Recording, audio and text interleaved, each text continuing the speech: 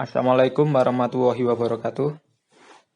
Di sini kami akan mempresentasikan hasil kerja kelompok kami tentang materi Industrial Organization Vertical Boundaries yang beranggotakan 1. Muhammad Choirul M, NPM 0192, selanjutnya Septiana Iscasari, NPM 0197, 3. Tiara Noviani, NPM 0198, 4. Agung Setiabudi, NPM 0210, 5. Ataj Amiratul Aida, NPM 0214.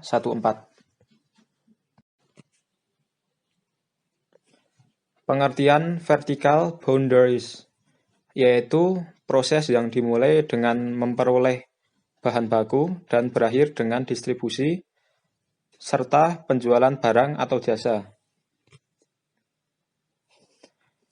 di mana hal tersebut merupakan alur produksi suatu perusahaan yang dimulai dari bagaimana suatu perusahaan memperoleh bahan baku produk hingga melakukan distribusi serta penjualan produk kepada konsumen.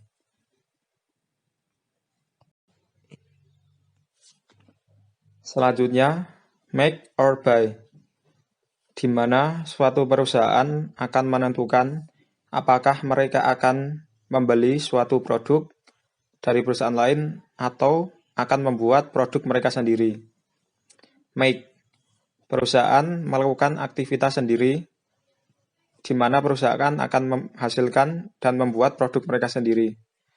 Perusahaan yang terintegrasi menghasilkan sebagian anak perusahaan atau memiliki seluruhnya untuk menghasilkan suatu produk. Buy, perusahaan bergantung kepada sebuah perusahaan independen untuk melakukan aktivitas. Perusahaan pasar dapat masuk dan mengikat ke dalam kontrak jangka panjang. Langkah awal dalam vertical boundaries adalah upstream dan downstream. Yang pertama, upstream atau pengadaan. Kegiatan produksi di mana mencari sumber daya material. Misalnya dalam industri minyak, perusahaan hanya mencari sumber minyak namun tidak mengolah sama sekali. Kemudian yang kedua, downstream atau distribusi, yaitu berkaitan dengan mengolah bahan mentah dan distribusi bahan jadi untuk dijual. Perusahaan downstream biasanya kontak langsung dengan konsumen, misalnya Pertamina. Pertamina mengolah minyak dan mereka sendiri yang menjual melalui SPBU. Kesalahan make or buy. Kesalahan yang pertama, perusahaan harus membeli daripada membuat untuk menghindari pembuatan produk. Kesalahan yang kedua, perusahaan harus membeli daripada membuat karena menghemat biaya, padahal belum pasti. Kesalahan yang ketiga, perusahaan harus membuat daripada membeli untuk menghindari membayar margin keuntungan untuk perusahaan lain. Kesalahan yang keempat, perusahaan harus membuat daripada membeli untuk menghindari resiko biaya input tinggi, padahal masih belum pasti. Baik, selanjutnya kita akan membahas tentang alasan perusahaan kenapa memilih buy atau membeli daripada memilih make. Nah, untuk alasan yang pertama, kenapa perusahaan memilih buy atau membeli ini ada pemanfaatan skala dan belajar ekonomi. Dalam poin ini juga terdapat alasan-alasan. Yang pertama, ada perusahaan pasar ini mungkin memiliki informasi kepemilikan atau hak paten yang memungkinkan mereka untuk menghasilkan suatu produk dengan biaya yang lebih rendah. Misalnya nih, ketika perusahaan A ini memproduksi atau tingkat produksinya ini rendah, kemudian perusahaan A ini juga memiliki sedikit pengalaman, sedangkan pesaing di luar sana kan banyak gitu kan, pesaing di luar sana lebih banyak pengalaman gitu. Jadi ketika perusahaan A ini mungkin akan memilih strategi make, dia dimungkinkan terjadi kerugian gitu, sehingga tidak mendapatkan biaya rendah, namun justru malah mendapatkan kerugian yang parah gitu, yang memperparah perusahaan, sehingga perusahaan A ini akan lebih baiknya jika ia memilih strategi buy atau membeli. Kemudian alasan yang kedua, ini ada perusahaan pasar mungkin bisa mencapai kebutuhan banyak pelanggan, dengan demikian menikmati skala ekonomi. Jadi skala ekonomi yang telah dibahas kemarin kan suatu turunnya biaya produksi saat perusahaan ini memproduksi banyak barang gitu kan, sehingga ketika biaya produksi ini turun, maka harga itu kan akan cenderung lebih murah gitu kan. Terus sehingga perusahaan ini atau perusahaan ini dapat menggunakannya dengan teknik buy atau membeli. Jadi ketika perusahaan si B ini mendapatkan skala ekonomi, kemudian harga lebih cenderung murah, nah perusahaan A tadi ia dapat menggunakannya dengan manfaatkan teknik buy dengan bekerja sama dengan perusahaan yang B tadi. Kemudian alasan yang ketiga, perusahaan pasar mungkin mengeksploitasi pengalaman mereka dalam memproduksi untuk banyak pelanggan untuk mendapatkan skala ekonomi.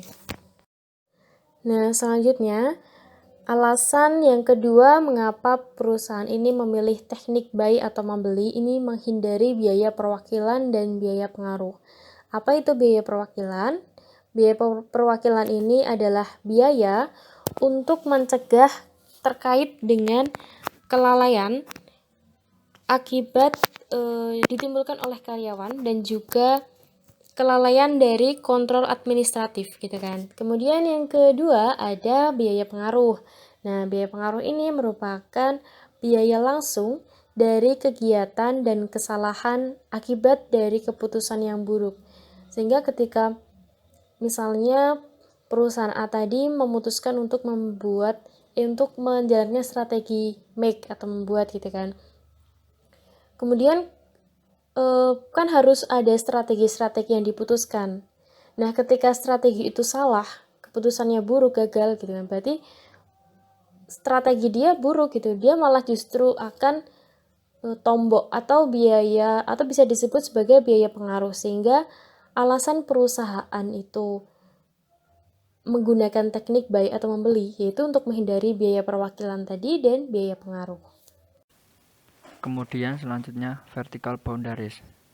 Alasan memilih make atau membuat. Kemudian alasan memilih make atau membuat. Yang pertama, tidak ingin berbagi informasi berharga perusahaan. Di sini yang dimaksud adalah informasi pribadi perusahaan agar tidak tersebar luas ke perusahaan lain, misalnya seperti desain produk atau informasi konsumen. Kemudian yang kedua, biaya lebih murah ketika membuat daripada membeli. Di sini agar meminimalisir penggunaan biaya, sehingga memilih make. Kemudian yang ketiga, menghindari agency cost, yaitu kondisi di mana kemungkinan perusahaan rekan memiliki tujuan yang berbeda. Nah, di sini agar tidak salah tujuan apabila kita melakukan kerjasama dengan perusahaan lain. Kemudian yang keempat, solusi dengan menekankan kontrak jangka panjang. Kemudian yang kelima, menghindari biaya transaksi, di mana biaya transaksi di sini menghindari apabila seperti kayak kontrak, terus negosiasi dan lain-lain. Kemudian kontrak komplit, yaitu berguna untuk melindungi masing-masing pihak dari pelaku yang memiliki insentif yang merugikan pihak lain. Kemudian dapat digunakan untuk menentukan tindakan terhadap semua kemungkinan dalam bekerja sama. Di sini yang dimaksud adalah apabila kontrak sudah komplit maka akan menghindari kecurangan. Pelaku yang ingin merugikan pihak lain, dan juga dapat menentukan kedepannya, misalnya seperti kayak apabila kita bekerja sama dengan perusahaan A kemudian berjalan dengan lancar, nah kemungkinan untuk menentukan tindakan selanjutnya yaitu kita dapat memperpanjang kontrak dengan perusahaan tersebut. Kontrak incomplete. Yang pertama, di dalam isi kontrak incomplete terdapat ambiguitas atau ketidakjelasan. Yang kedua, tidak mengantisipasi setiap ancaman atau masalah. Yang ketiga, tidak menguraikan hak dan tanggung jawab dari masing-masing pihak. Permasalahan dalam kontrak yang dapat menambah transaksi karena pelanggaran dari salah satu pihak.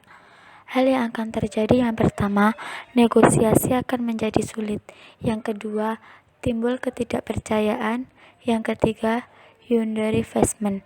Underinvestment sendiri adalah pengeluaran investasi yang dilakukan perusahaan lebih rendah daripada yang diharapkan. Baik, sekian yang dapat kelompok kami jelaskan. Kami mohon maaf bila banyak kekurangan dan kesalahan. Terima kasih atas perhatiannya. Kami akhiri. Assalamualaikum warahmatullahi wabarakatuh.